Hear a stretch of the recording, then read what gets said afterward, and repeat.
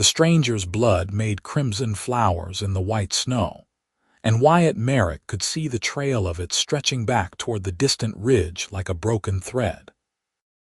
He had been checking his trap lines when he spotted the dark shape half buried in a drift near the tree line, and his first thought had been wolf or bear.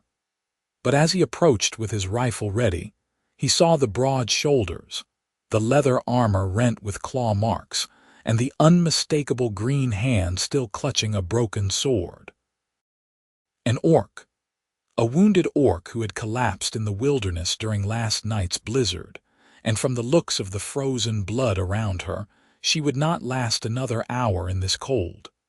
Wyatt stood there for a long moment, his breath clouding the air, looking down at the half-buried warrior. She was female, younger than he had first thought, with black hair matted with ice and snow. Her face was turned to the side, her features slack with unconsciousness. Small tusks protruded from her lower jaw, and her pointed ears were blue with cold. Everything he had been taught, everything his father had drilled into him during the border wars, screamed at him to walk away. Orcs were the enemy. Orcs had killed his older brother during a raid 5 years ago. Orcs were dangerous, savage, not to be trusted. But this orc was dying, and Wyatt Merrick had never been able to walk away from a creature in pain, no matter what species it happened to be. He set down his rifle and knelt in the snow, brushing away the worst of it from her body. The wounds were deep, parallel gashes across her ribs and shoulder that looked like they came from something with massive claws. A bear, probably, or one of the great winter cats that prowled the high country. She wore simple leather armor that had been shredded, and beneath it, her clothing was soaked with blood. When he touched her neck to check for a pulse, her skin was ice cold, but he felt the faint flutter of life still beating there. Without a word, Wyatt shrugged out of his heavy fur coat and wrapped it around her, then worked his arms beneath her body and lifted. She was solid muscle, heavier than a human woman of the same height would be, but Wyatt was a big man, strong from years of working his homestead alone. He settled her weight against his chest and began the long walk back toward his cabin, moving as quickly as he dared through the deep snow. Her head lolled against his shoulder, and he could feel the shallow rasp of her breathing against his neck. The cabin appeared through the trees after 20 minutes of steady walking, smoke rising from the chimney into the gray winter sky. Wyatt kicked open the door and carried his burden inside, laying her down on the bearskin rug in front of the fireplace. The warmth of the room hit him like a wall after the bitter cold outside, and he immediately began stripping away the frozen, blood-soaked clothing from the orc's body, working with the efficient movements of someone who had tended many injuries before. The wounds were worse than he had feared. 4 parallel gashes ran from her left shoulder down across her ribs, deep enough that he could see the white of bone in places. The bleeding had slowed due to the cold, but as her body began to warm, fresh blood welled up and spilled across her green skin. Wyatt grabbed his medical supplies, the kit he kept for emergencies, and set to work cleaning the wounds with hot water and whiskey. She did not stir, even when he poured the alcohol directly into the gashes, which worried him more than anything else. He stitched her up with the same careful attention he would give any patient, using the strong thread he kept for mending harnesses. The needle pierced her tough skin with difficulty, but he worked steadily, closing each wound with small, neat stitches. When he was done, he wrapped her torso in clean linen bandages, then covered her with every blanket he owned. She lay there pale beneath her green skin, her breathing shallow but steady, and all Wyatt could do now was wait. He built up the fire until it roared in the hearth, then sat back in his chair and looked at the unconscious orc warrior in his home. What in God's name was he doing? If anyone from the settlement found out he had brought an orc into his cabin, let alone saved one's life. He would be called a traitor at best and hanged at worst. The border had been quiet for 2 years now, but the peace was fragile, built on mutual distrust and separation. Humans stayed on their side of the river. Orcs stayed on theirs, and anyone who crossed that line was asking for trouble. But he could not have left her to die. That was not who he was, no matter what his father might have said. Night fell, and still she did not wake. Wyatt checked her bandages periodically, relieved to see that the bleeding had stopped. Her skin was slowly warming beneath the blankets, losing that deathly chill. He made himself dinner, the simple fare of a man living alone, beans and salt pork and hard bread, then sat by the fire whittling a new handle for his axe while the wind howled outside. Every so often he glanced at the orc, watching the rise and fall of her chest beneath the blankets. It was near midnight when she finally stirred. Wyatt was dozing in his chair when he heard a sharp intake of breath, and his eyes snapped open to see her struggling to sit up, her face contorted with pain and confusion. He rose quickly, holding out his hands in what he hoped was a calming gesture. "Easy," he said quietly. "You are badly hurt. You need to lie still." Her eyes focused on him, and he saw them widen with shock. They were amber-colored, almost gold in the firelight, and filled with a wild panic. She tried to scramble backward, gasping in pain as the movement tore at her injuries, and her hand scrabbled for a weapon that was not there. "I am not going to hurt you," Wyatt said, keeping his voice low and steady. "You were dying in the snow. I brought you here and patched you up. Just lie still before you tear your stitches." She stared at him, breathing hard, her whole body tense as a drawn bowstring. He could see her taking in the room, the cabin, the warmth of the fire, the bandages wrapped around her torso. Her gaze went to the window, calculating distance and escape routes, then back to him. Slowly, very slowly, she eased herself back down onto the bearskin, though she never took her eyes off him. "Why?" she asked, and her voice was rough, deeper than a human woman's, with an accent that turned the word harsh. "Why help me?" Wyatt shrugged, returning to his chair. "You were dying. I could not leave you there. I am orc," she said, as if this explained everything. "I noticed," Wyatt replied dryly. She frowned at him, clearly confused by this entire situation. "You are human. Humans kill orcs. They do not save them." "I am not most humans, I suppose," Wyatt said. He leaned forward, resting his elbows on his knees. "What happened to you?" "Those wounds look like they came from something with claws." She was silent for a long moment, and he thought she might not answer. Then she said, "Winter bear. I was hunting in the high country, tracking elk. I found the bear's den by accident, woke her from her sleep. She was faster than I expected." "You are lucky to be alive," Wyatt said. "Those wounds would have killed most people." "I am not most people," she echoed his words back at him, and there might have been the faintest hint of dark humor in her voice. Wyatt found himself almost smiling. "No, I suppose you are not. What is your name?" Again that long pause, that calculation behind her amber eyes. "Kara," she said finally. "Kara Ironhide of the Frost Peak clan." "Wyatt Merrick," he replied. "Of nowhere in particular, just a man with a homestead and too much land to work by himself." Kara studied him with those unsettling eyes, and he had the sense of being weighed and measured. "You live alone?" "No woman.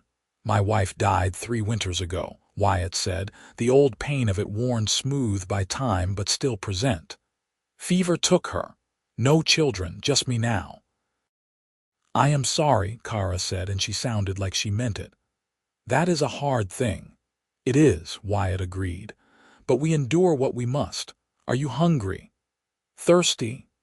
As if in response to his question, Kara's stomach let out a loud growl, and he saw color rise in her cheeks, darkening the green. "I have not eaten since yesterday morning," she admitted. Wyatt stood and went to the kitchen, ladling out a bowl of the bean soup he had made earlier. He brought it to her along with a cup of water, and she struggled to sit up enough to eat. He watched as she devoured the food with the hunger of someone who had been close to death, eating quickly but not without manners. When she was done, she set the bowl aside and leaned back with a small sigh. "Thank you," she said quietly, "for the food, for saving my life. I know what risk you take bringing an orc into your home." "The risk is mine to take," Wyatt said. "No one comes out here this time of year. The settlement is 3 miles south and they leave me alone for the most part. You are safe here while you heal." "I should leave," Kara said, though she made no move to rise. "I should not bring trouble to you." "You would make it about half a mile before you collapsed again," Wyatt said bluntly. "Those wounds need time to heal and you lost a lot of blood. You will stay here until you are strong enough to travel. That is not a suggestion." Kara looked at him with something like surprise, then nodded slowly. "You are a strange human, Wyatt Merrick." "So I have been told," Wyatt replied, and this time he did smile just a little. The days that followed fell into a routine of sorts. Kara remained on the bearskin by the fire for the first 3 days, too weak to do much more than eat and sleep. Wyatt tended her wounds twice daily, changing the bandages and checking for signs of infection. Her orc constitution was stronger than any human's, and the gashes began to heal with remarkable speed, the flesh knitting together cleanly beneath the stitches. On the 4th day, she insisted on getting up and moving around, though Wyatt could see the pain it cost her. She was stubborn, fiercely independent, and clearly uncomfortable with being helpless and cared for. He showed her where she could wash, gave her one of his old shirts to wear since her own clothing had been ruined, and tried not to stare at the way the fabric stretched across her muscular shoulders. She was beautiful, in a way he had never considered before. All hard planes and strength, her green skin marked here and there with old scars that spoke of a warrior's life. Her tusks were small for an orc, barely protruding past her lower lip, and her black hair hung past her shoulders in a thick braid. When she moved, it was with a grace that seemed at odds with her powerful build. Wyatt found himself watching her more than he should, and scolded himself for it. She was his patient, his guest, and would be gone as soon as she was well enough to travel. There was no point in thinking beyond that, but Kara seemed in no hurry to leave. As her strength returned, she began making herself useful around the homestead, insisting that she needed to repay his kindness somehow. She chopped wood with an efficiency that made his own efforts look clumsy, stacked it with precise care, and even helped him repair the roof of his barn where winter damage had torn away several shingles. They worked together in comfortable silence for the most part, though sometimes they talked, sharing small pieces of their lives. He learned that she was 22, the youngest daughter of her clan's chief. She had been training as a warrior since she was old enough to hold a sword, and had earned her place in the clan's hunting parties through skill and determination. She loved the mountains, the solitude of the high country, the clean simplicity of tracking prey through snow and stone. She spoke of her people with obvious affection, but there was something sad in her voice when she did, a loneliness that Wyatt recognized because he felt it himself. "Do you miss them?" he asked one evening as they sat by the fire after dinner. "Your clan?" Kara was quiet for a moment, staring into the flames. "Yes," she said finally, "but I chose to leave them, or perhaps they chose to cast me out. It amounts to the same thing." "Why?" Wyatt asked gently. She glanced at him, then back at the fire. "Because I questioned the war. Because I said that perhaps humans and orcs could find a way to peace, that we did not need to kill each other over land and old grudges. My father said I was a traitor to our people. My brothers said I was weak, so I left before they could formally exile me. That took courage, Wyatt said. Or foolishness, Kara replied with a bitter smile. I am a warrior without a clan now, an orc without a people. I do not belong anywhere. You belong here for as long as you want to stay, Wyatt said, the words coming out before he had really thought them through. I could use the help if you are willing to work for your keep. The homestead is too much for one person to manage properly. Kara turned to look at him fully, her amber eyes wide with surprise. You would let me stay, an orc? I would let you stay, Kara Ironhide, Wyatt said firmly. If you want to, no obligation, but the offer is there. She stared at him for a long moment, and he saw something shift in her expression, a wall coming down that he had not even realized was there. I would like that, she said quietly, very much, but I must warn you, Wyatt Merrick. If your people find out you are harboring an orc, they will come for both of us. Then we will be careful, Wyatt said. The settlement does not bother me much, and I do not bother them. As long as we keep to ourselves, there should be no trouble. And so Kara stayed. The weeks turned into a month, then 2. Winter's grip began to loosen, and the snow started to melt, revealing the brown earth beneath. They worked the land together, preparing for spring planting, mending fences, tending the small herd of goats that Wyatt kept for milk and meat. Kara proved to be a quick learner and a tireless worker, and Wyatt found himself coming to rely on her strength and steady presence. But more than that, he found himself looking forward to the evenings when they would sit by the fire and talk, sharing stories and laughter. Kara had a sharp sense of humor, dry and unexpected, that caught him off guard and made him laugh more than he had in years. She was intelligent and thoughtful, with opinions on everything from the best way to tan a hide to the nature of the gods. She challenged him, pushed back when she disagreed with something he said, and never treated him with the deference that some women might have shown a man who had saved their life. He liked that about her. He liked a great many things about her, he was coming to realize. The way she hummed tunelessly while she worked. The way she always checked the perimeter of the homestead before bed, old warrior habits dying hard. The way she listened when he spoke, giving him her full attention as if what he said actually mattered to her. He was falling for her. He realized one evening as he watched her carving a piece of wood into the rough shape of a bird. He was falling for an orc woman, and he had no idea what to do about it. The feeling terrified him.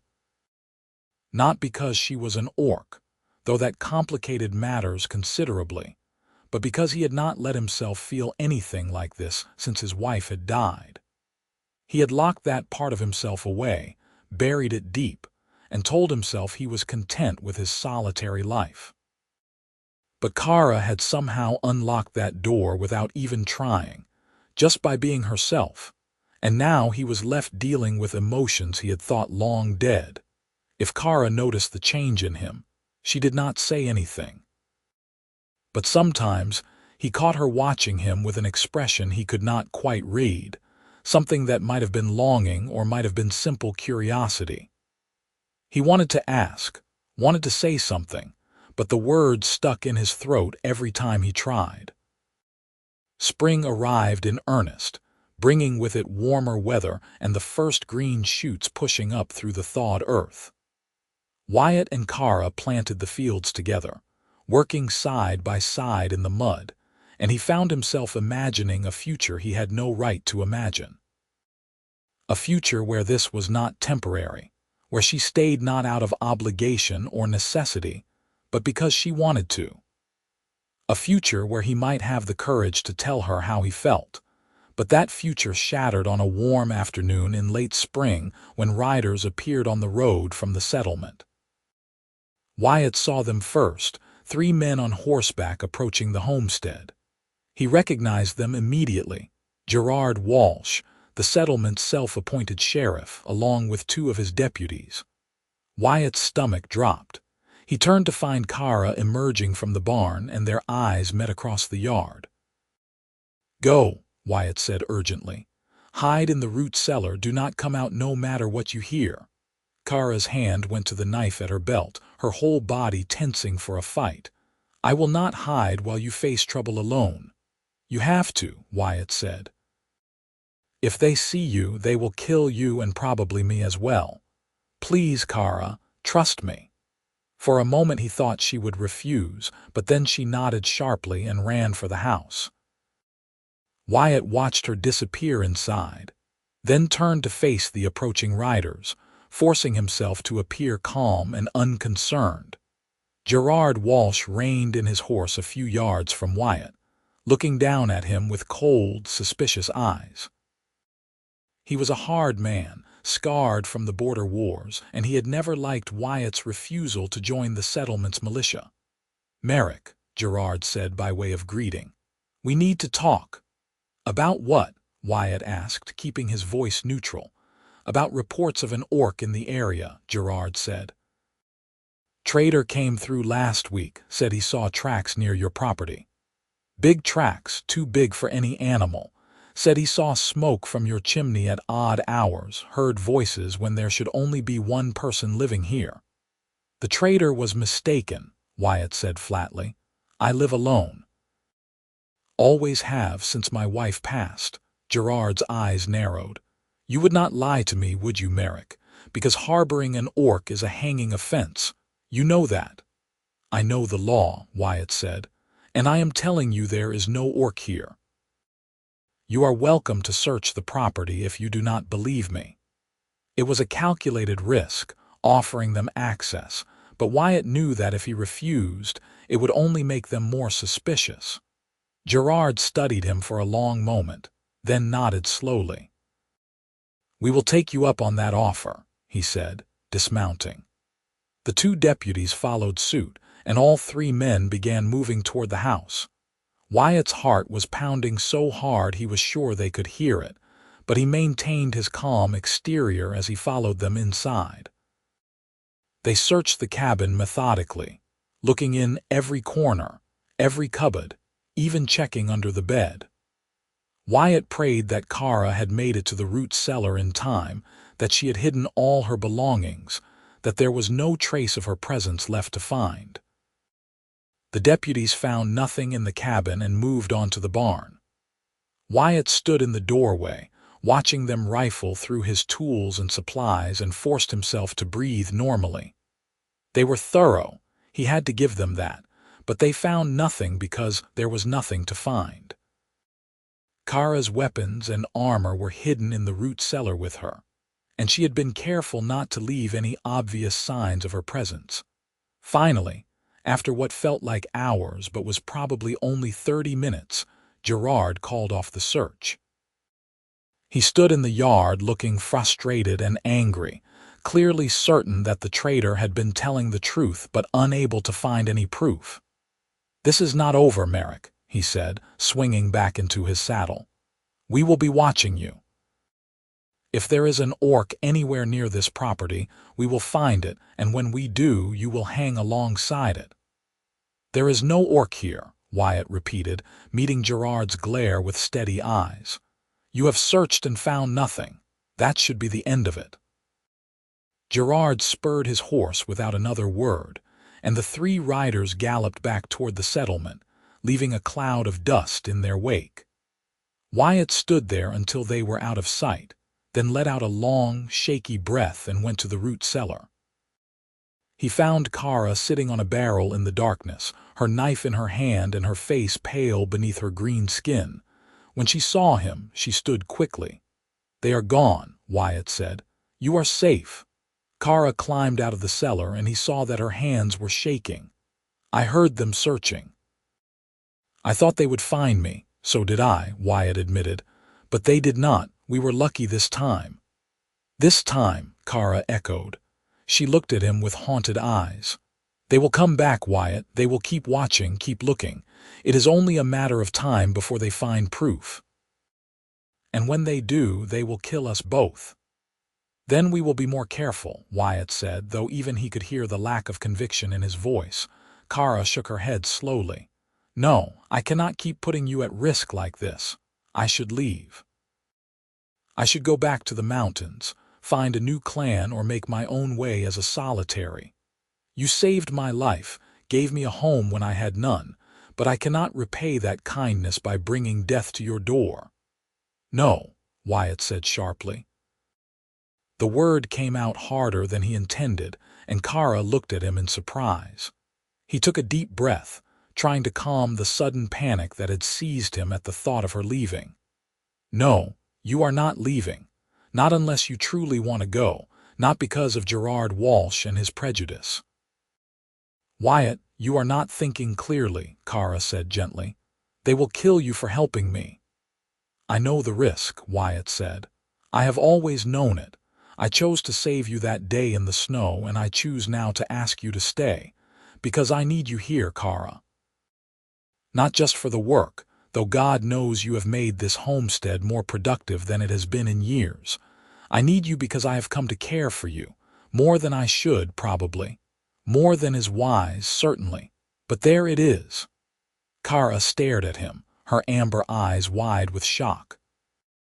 You care for me, she repeated slowly, as if testing the words. A human man cares for an orc woman. I do, Wyatt said, and now that he had started, the words came easier. I have been alone for a long time, Kara. I thought I was content with that loneliness, that I had made my peace with it. But then you came into my life, and suddenly the cabin does not feel so empty. The work does not feel so endless. I find myself looking forward to each day because I will get to see you, talk with you, work beside you. And I know this is complicated. I know there are 100 reasons why this is a terrible idea, but I had to tell you. You deserve to know the truth before you make your decision. For a long moment, Kara said nothing. She just stood there, looking at him with an expression he could not read.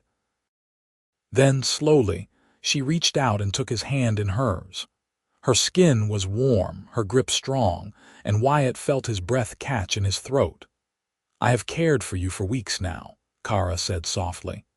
I told myself it was gratitude, that I was confusing my feelings because you saved my life. But it is more than that. You are the first person, orc or human, who has ever looked at me and seen beyond the warrior. Who has valued my thoughts, my words, my presence. You make me feel like I matter, not for what I can do or how well I can fight, but for who I am. And I have been terrified to say anything because I thought you could never feel the same way about an orc. I see you, Kara, Wyatt said, squeezing her hand. Just you. Not an orc, not a warrior, not any of the things other people might call you.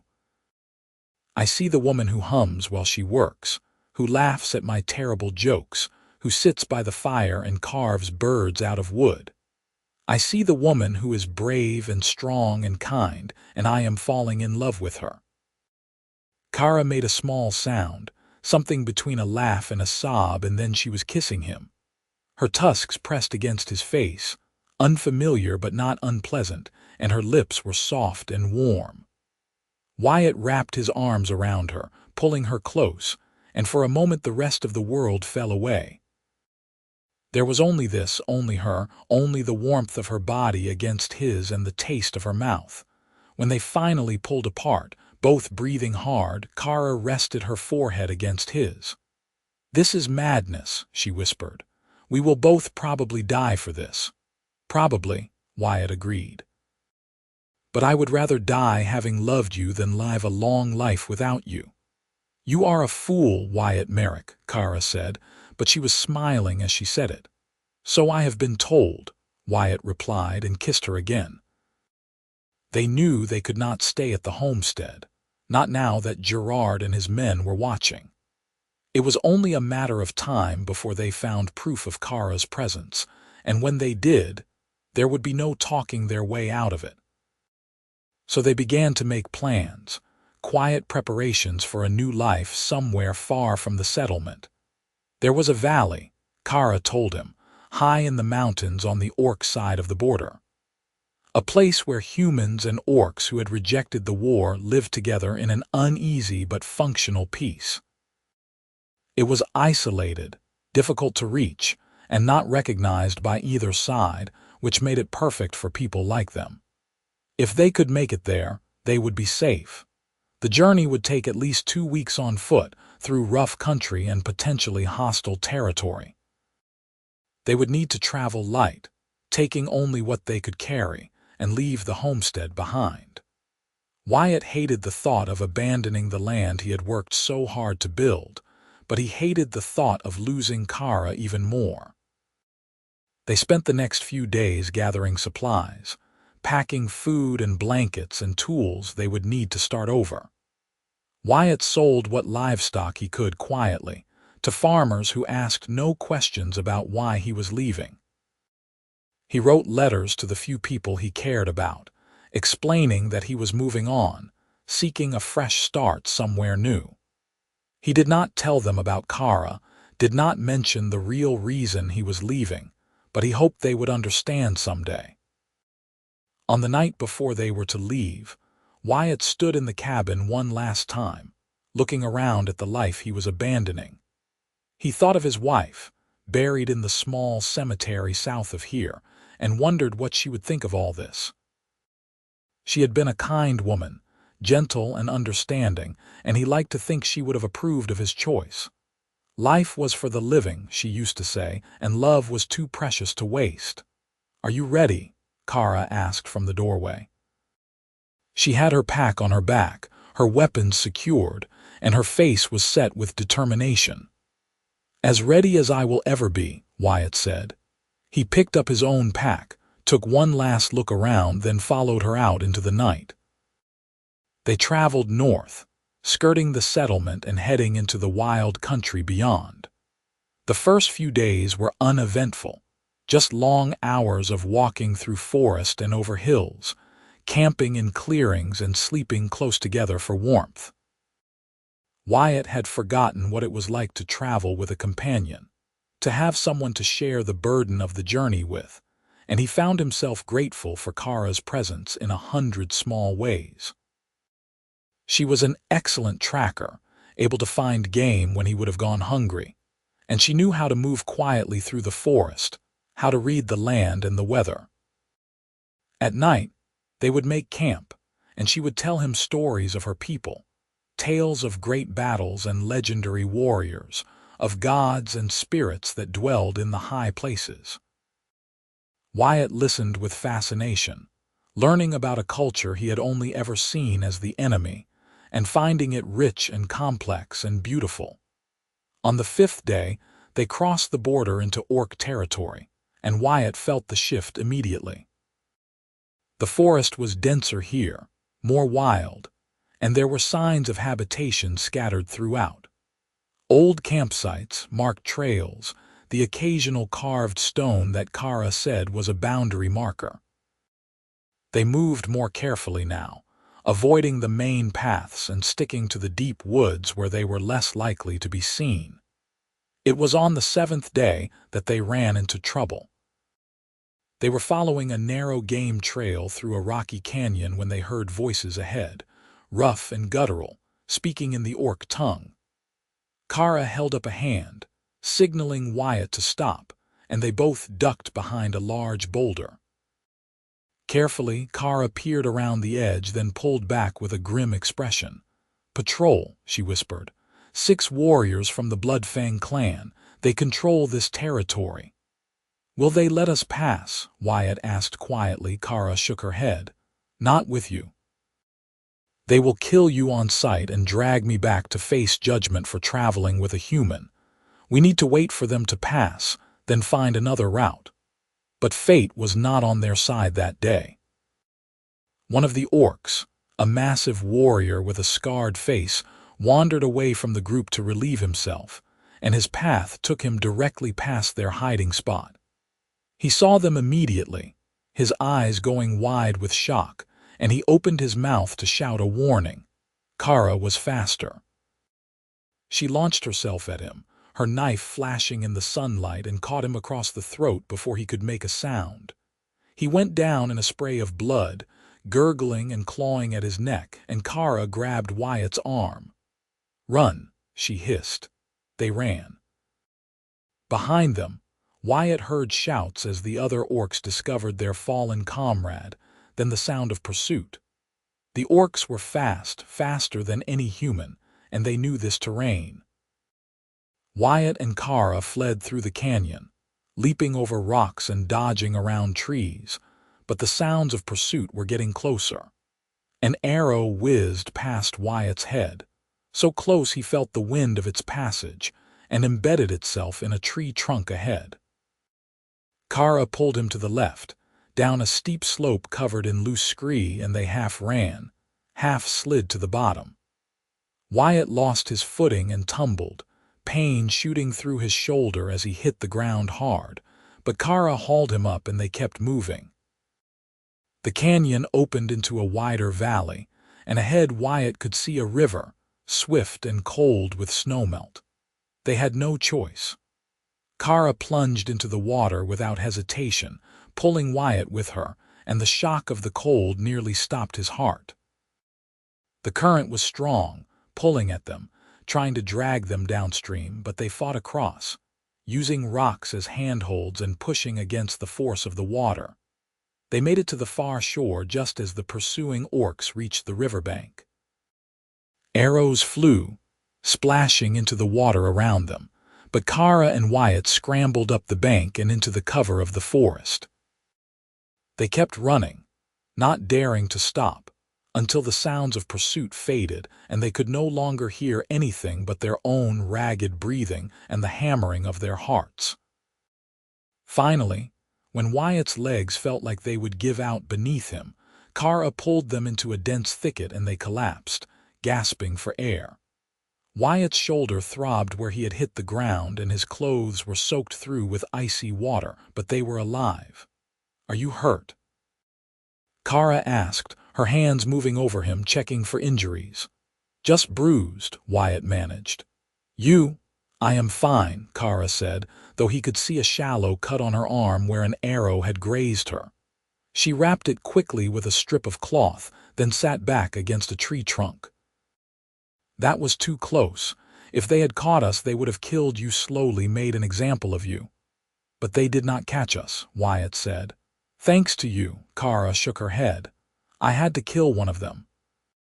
"That means the Bloodfang clan will be hunting us now, and they will not stop until they have their revenge.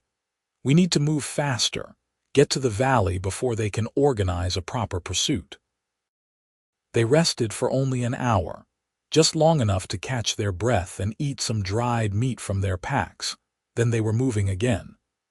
Kara set a punishing pace, pushing them hard through the difficult terrain, and Wyatt forced himself to keep up despite his exhaustion. He could see the tension in Kara's shoulders, the way she constantly scanned the forest around them, and he knew she was worried. The next several days were a blur of constant movement and growing paranoia. Every sound made them jump. Every shadow seemed to hide an enemy.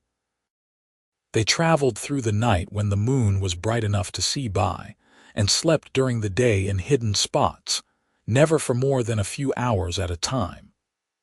Wyatt lost track of the days, knew only that they were moving north and west, climbing higher into the mountains with each passing mile. His body ached constantly, muscles screaming in protest at the relentless pace, and his feet were blistered inside his boots. But every time he thought about asking to rest, he would look at Kara and see the determination in her face, and he would find the strength to keep going. She was doing this for him, risking everything to get them to safety, and he would not be the one to slow her down. On what Wyatt thought was the 12th day, though he could no longer be certain, they crested a high ridge and Kara stopped suddenly. She stood there, silhouetted against the sky, and Wyatt came up beside her to see what had caught her attention. Below them, nestled in a wide valley between snow-capped peaks, was a village. It was unlike any settlement Wyatt had ever seen, a strange mixture of human and orc architecture. Log cabins stood alongside hide tents, and the people moving through the streets were a mix of both races. Smoke rose from chimneys, and he could hear the faint sound of voices and laughter carried on the wind. "We made it," Kara said softly, and there was relief and wonder in her voice. "We actually made it." The village was called Freehold, Kara explained as they made their way down the ridge, and it had been established nearly 20 years ago by deserters from both sides of the war. Humans who had refused to fight their neighbors, orcs who had rejected their clan's call to violence, all of them had found their way here and built something new together. It was not perfect, tension still existed, but they had found a way to coexist in peace. As they entered the village, Wyatt felt eyes on them, curious but not hostile. A few people nodded to Kara in the orc way, and a couple of the human residents gave Wyatt cautious smiles. They made their way to what looked like a central meeting hall, and Kara asked a passing orc woman where they could find the village elders. The woman directed them to a large cabin on the far side of the village, and they found 3 people waiting there: an older human man with a gray beard, an orc woman with silver-streaked hair, and a middle-aged human woman with sharp eyes. They listened as Kara explained their situation, how they had met, why they had fled, and the trouble they had encountered on the way. The gray-bearded man, who introduced himself as Thomas Weatherby, nodded thoughtfully when Kara finished. "You are not the first to come here seeking refuge from both sides," he said. "And you will not be the last. Freehold was built for people like you, people who refuse to let old hatreds dictate their lives. You are welcome here if you are willing to work and contribute to the community." "We are," Wyatt said firmly.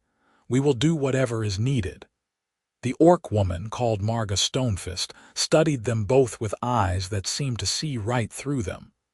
"You understand that choosing to stay here means cutting ties with your old lives completely. The settlement you came from will consider you a traitor, Wyatt Merrick. And the Bloodfang clan will hunt you, Kara Ironhide, for killing one of their own. Once you pass through our gates, there is no going back." Wyatt looked at Kara and she looked back at him, and he saw his own resolve mirrored in her amber eyes. "We understand," they said together. Marga smiled then, a fierce expression that showed her tusks. "Good. Then welcome to Freehold. May you find the peace here that you could not find elsewhere." They were given a small cabin on the edge of the village, a simple structure with 1 room, a fireplace, and a loft for sleeping. It was sparse compared to Wyatt's old homestead, but it was theirs, and that was what mattered. They spent the first few days settling in, meeting their neighbors and learning the rhythms of village life. Freehold operated on a system of shared labor and mutual aid. Everyone contributed what they could, whether that was farming, hunting, crafting, or defense. There was a roster for guard duty, a schedule for communal meals, and regular meetings where disputes were settled and decisions were made collectively. It was different from anything Wyatt had experienced before, but he found himself adapting quickly. Kara thrived in this environment. She joined the village's hunting parties, her skills as a tracker and warrior immediately valuable, and she seemed to relax in a way Wyatt had never seen before. Without the constant fear of discovery, without the need to hide who she was, she blossomed. She made friends among both the orc and human residents, and Wyatt often came home to find her deep in conversation with neighbors about everything from the best way to cure meat to philosophical debates about the nature of honor. He loved watching her like this, free and happy, and it made every hardship of their journey worth it. As for Wyatt, he fell into the role of farmer and builder, using his skills to help expand the village's fields and repair structures damaged by the harsh winter. He worked alongside humans and orcs alike, and found that the divisions he had been taught to believe were insurmountable were actually quite easy to bridge when everyone was working toward a common goal. Spring turned to summer, and the valley burst into life. The fields produced abundant crops, the livestock thrived in the mountain pastures, and freehold prospered. Wyatt and Kara's cabin became a home, filled with small touches that marked it as theirs. Kara's carvings lined the shelves. Wyatt's tools hung neatly on the walls, and at night they would lie together in the loft, talking quietly about their days and making plans for the future. It was a quiet life, a simple life, but it was good. One evening in late summer, as they sat outside their cabin watching the sun set over the mountains, Kara turned to Wyatt with a serious expression. "There is something I need to ask you," she said. Wyatt felt a flutter of nervousness in his chest. "What is it?" In orc tradition, when two people choose to spend their lives together, they exchange vows before their clan. They promise to stand together, to fight together, to build a future together. I know we cannot go back to my clan, and I know human traditions are different, but I want to make that promise to you, Wyatt. I want everyone to know that you are mine and I am yours. Wyatt's heart swelled with emotion. In human tradition, we call that marriage. And yes, Kara, I want that too. I want to stand before this village and everyone in it and declare that I choose you today and every day after. Kara's face broke into a brilliant smile, and she kissed him, fierce and joyful. Then we will do both. We will take vows in the orc way and the human way, and we will make our own tradition here in Freehold. The wedding was held a month later, on a clear autumn day when the leaves were just beginning to turn gold. The entire village gathered in the central square, humans and orcs standing side by side to witness the union. Thomas Weatherby officiated, combining elements of both traditions into something entirely new. Kara wore a dress of dark green leather, decorated with intricate beadwork that she had done herself, and her hair was braided with wildflowers. Wyatt wore his best clothes, simple but clean, and he thought he had never seen anything more beautiful than Kara standing before him with the mountains as a backdrop. They exchanged vows in both the human tongue and the orc language, promising to love and honor each other, to stand together against whatever challenges came their way, to build a life and a future side by side. Thomas wrapped their hands together with a strip of cloth, binding them symbolically, and declared them husband and wife in the eyes of the community. The celebration that followed lasted well into the night, with food and drink and music. Wyatt danced with his wife, laughing as she taught him the complex steps of an orc warrior dance, and he felt a happiness so complete it was almost overwhelming. This was what he had been searching for all his life without knowing it.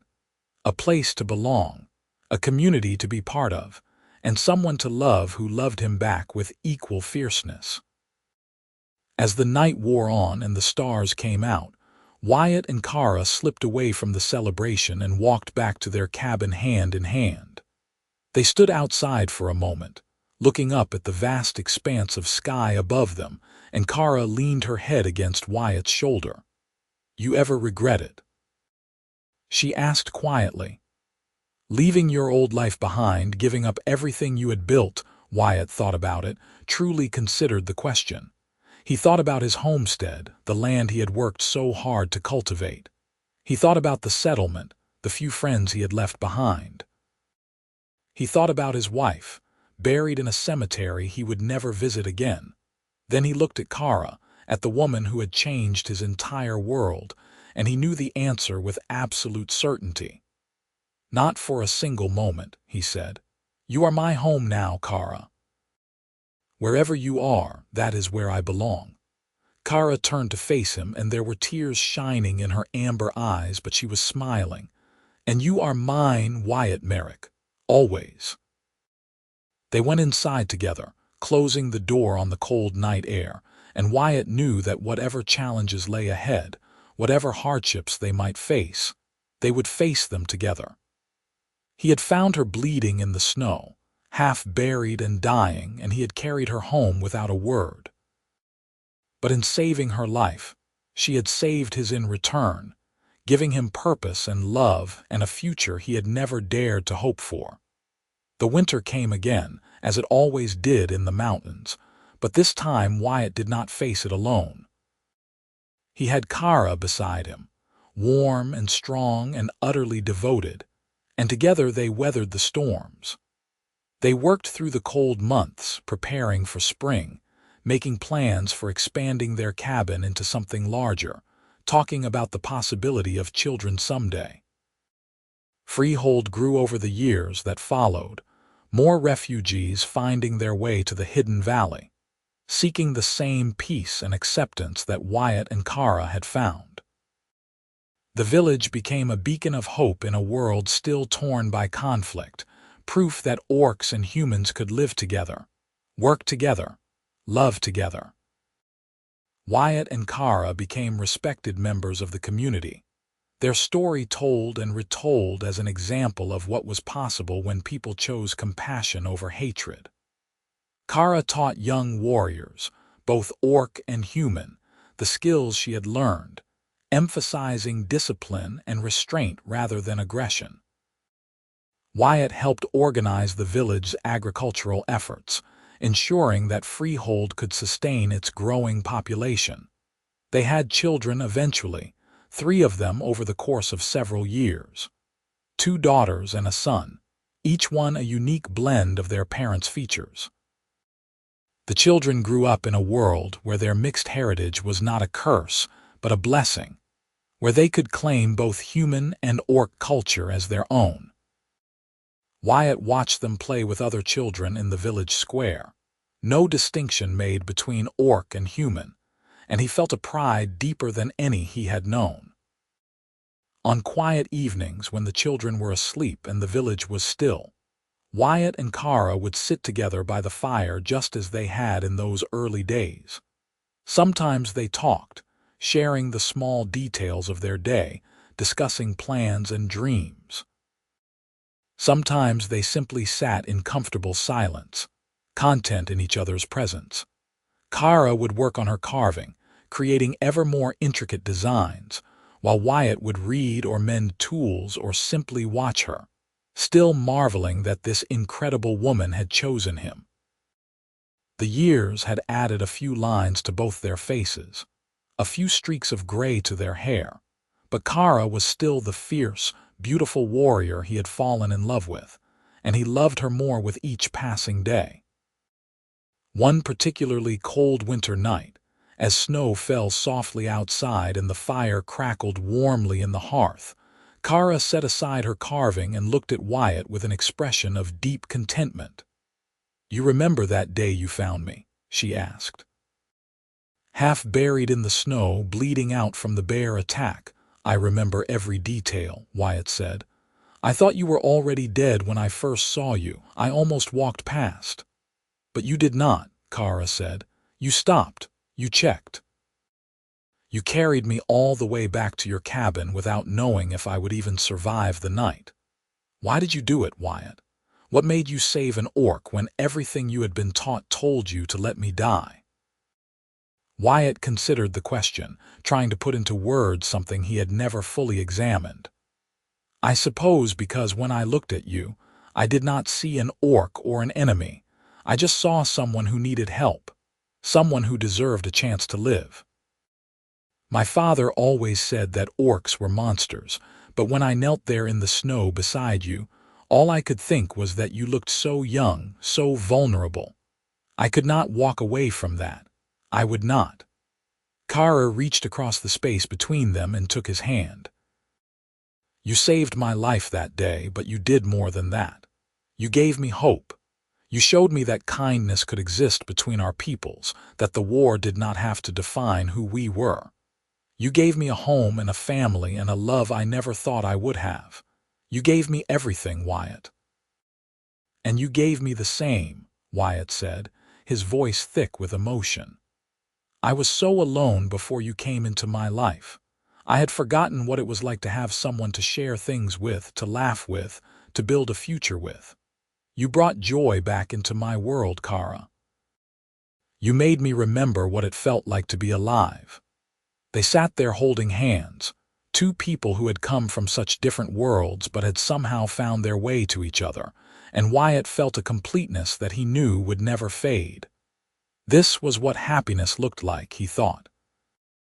Not grand gestures or dramatic moments, but quiet evenings by the fire, children sleeping peacefully in the next room, and the steady, constant presence of someone who loved you as much as you loved them. The years continued to pass, bringing with them the inevitable changes and challenges of life. There were hard times, winters when food ran short and they all had to tighten their belts. There were illnesses that swept through the village, taking some of the elders. There were moments of tension when old prejudices flared up, despite everyone's best efforts. But through it all, Freehold endured. The community grew stronger, more resilient, more committed to the vision of a world where orcs and humans could coexist peacefully. And at the heart of it all were couples like Wyatt and Kara, living proof that love could bridge any divide. Their children grew into fine young people, strong and capable and filled with the same compassion that had brought their parents together.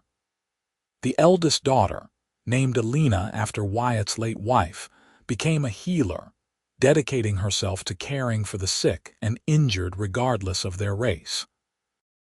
The second daughter, called Mara in the orc tradition, followed in Kara's footsteps as a warrior and hunter, but one who valued protection over aggression. And their son, young Thomas, showed a talent for diplomacy, often serving as a mediator in disputes between villagers. Wyatt and Kara watched their children flourish with immense pride, knowing that they had given them something precious, a world where they could be fully themselves, where their mixed heritage was celebrated rather than condemned. It was the greatest gift they could offer, greater even than the love they shared. As Wyatt grew older, his body beginning to feel the weight of years spent in hard labor, he sometimes thought back to that day in the snow when his life had changed forever.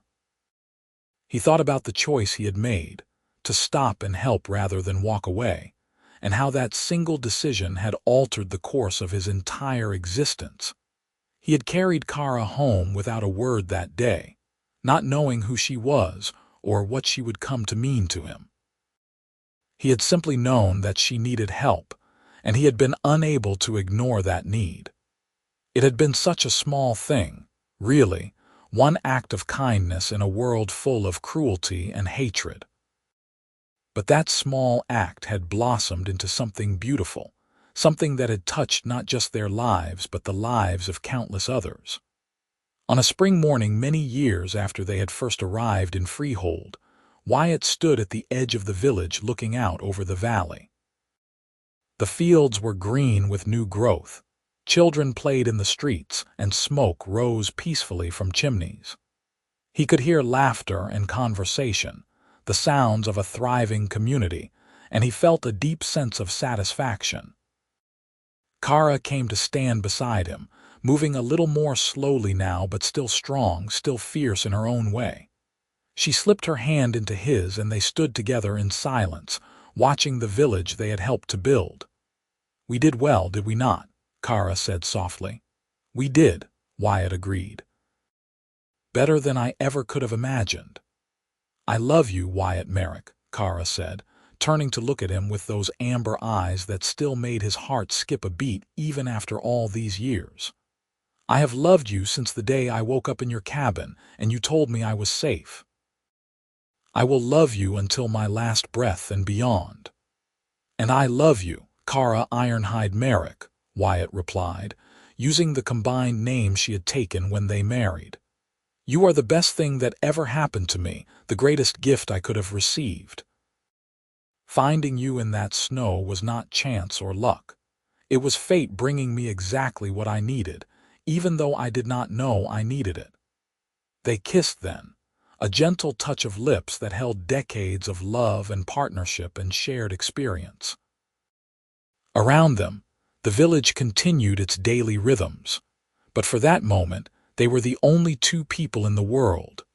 The sun climbed higher in the sky, warming the valley, and Wyatt thought about all the paths that had led them to this moment. The pain and loss of his early life, the border wars that had taken his brother, the fever that had claimed his first wife. Kara's exile from her clan, her near death in the wilderness, the dangerous journey through enemy territory. All of it had been necessary to bring them together, to create the life they now shared. He would not change a single moment of it, he realized. Every hardship, every loss, every difficult choice had been worth it to arrive at this place, with this woman by his side.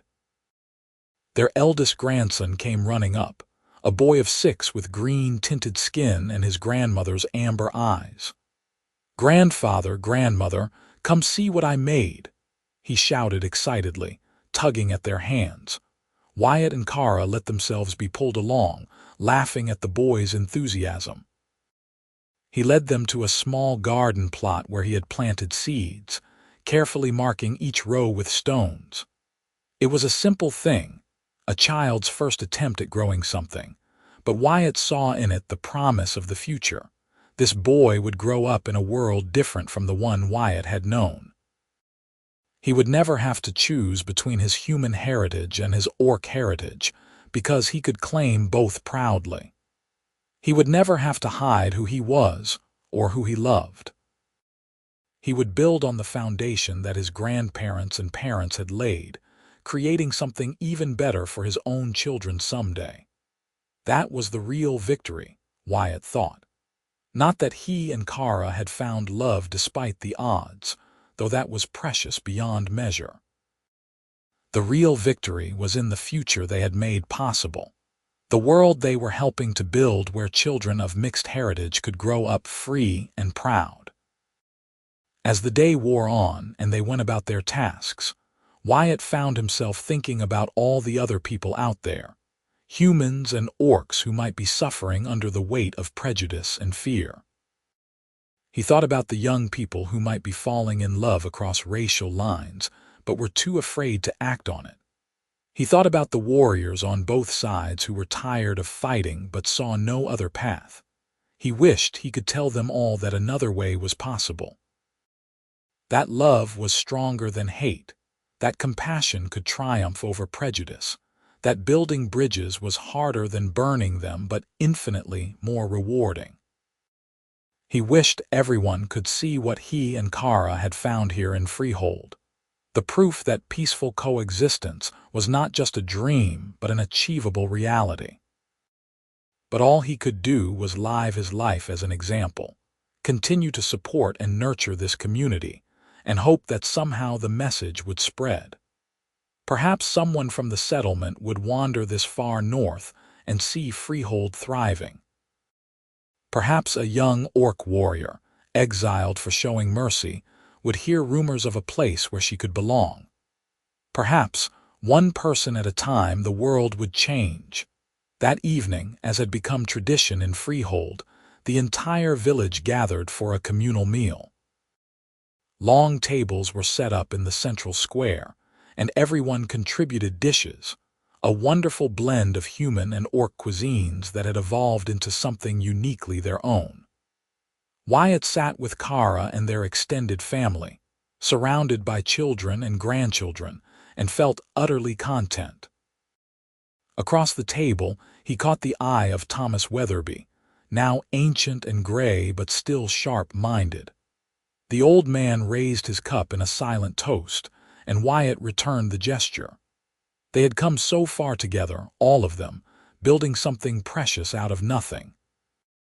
After the meal, as the sun set and torches were lit around the square, there was music and dancing. Wyatt watched his grandchildren play, racing between the tables and laughing with pure joy. He saw young couples, both mixed and same race, holding hands and stealing kisses in the shadows. He saw old warriors from both species sitting together, sharing stories and tobacco, the conflicts of the past set aside in favor of the peace of the present. This was the world he wanted, the world he had fought for in his own small way. Not through violence or grand political gestures, but through the simple act of choosing love over fear, compassion over hatred, hope over despair. Kara rested her head on his shoulder, and he wrapped his arm around her, holding her close. They sat like that for a long time, watching their community celebrate, and neither of them needed to speak. Everything that needed to be said had been said over the years, in 1,000 small moments and quiet conversations. When the celebration finally wound down and people began to drift back to their homes, Wyatt and Kara walked slowly back to their cabin.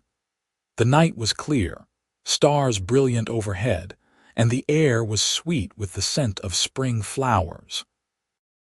Inside, they banked the fire and prepared for bed, moving through the familiar routine with the ease of long practice.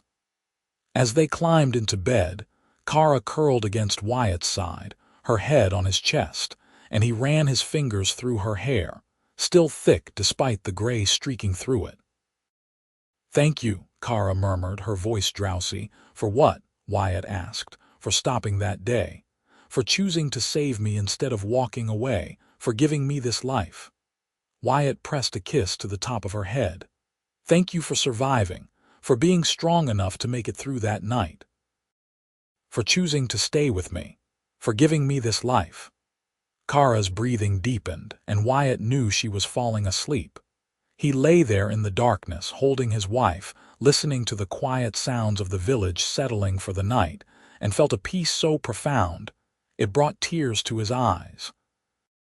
He had carried her home without a word all those years ago, a bleeding orc half buried in snow, and in doing so had carried home his future, his happiness, his entire world. It had been the best decision he had ever made, the single act that had defined the rest of his life. And as he drifted off to sleep, surrounded by love and warmth and the promise of tomorrow, Wyatt Merrick knew that he was the luckiest man alive. The seasons continued their eternal cycle, and Wyatt and Kara grew old together, still in love, still partners in every sense of the word. They saw their grandchildren have children of their own, another generation of mixed heritage growing up in freeholds accepting embrace. The village expanded, new cabins built to house new arrivals, the fields growing to feed an ever larger population. There were delegations from both human settlements and orc clans as word of freehold spread, some coming in hostility, others in curiosity. Each time, the villagers stood together, presenting a united front, showing through their very existence that peace between the races was possible. Some visitors left angry, unable to accept what they saw. Others left thoughtful, seeds of doubt planted in their certainty. And some stayed, adding their own stories to Freehold's tapestry. Through it all, Wyatt and Kara remained the heart of the community, respected elders whose love story had become legend. Young couples would come to them for advice, and they would share what wisdom they had learned.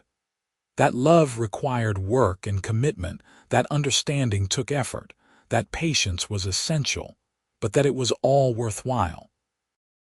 On Wyatt's 70th birthday, the village threw him a celebration, and he stood in the square surrounded by people he loved, looking around at all they had built. His children made speeches, his grandchildren performed, and his great-grandchildren presented him with a carved walking stick they had made together. The wood decorated with symbols from both human and orc traditions.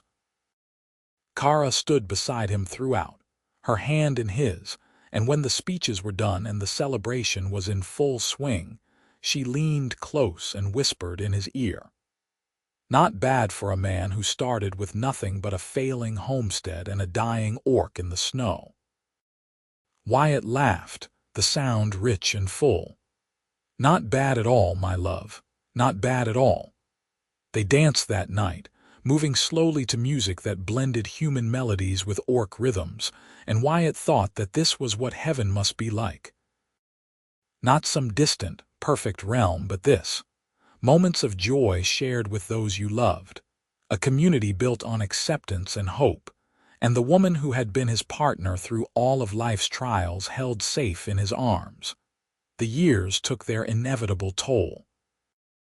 Wyatt's joints ached on cold mornings, and he moved more slowly than he once had.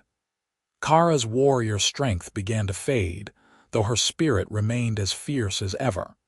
They helped each other, compensating for each other's weaknesses, still a team after all this time. And when, many years later, Wyatt drew his last breath, it was with Kara beside him, holding his hand and telling him how much she loved him. His children and grandchildren surrounded the bed, saying their goodbyes, and Wyatt looked around at all the faces he had loved, at the legacy he was leaving behind, and he felt no fear. "I found you in the snow," he whispered to Kara, his voice barely audible. "And you saved me." "We saved each other," Kara replied, tears streaming down her green cheeks.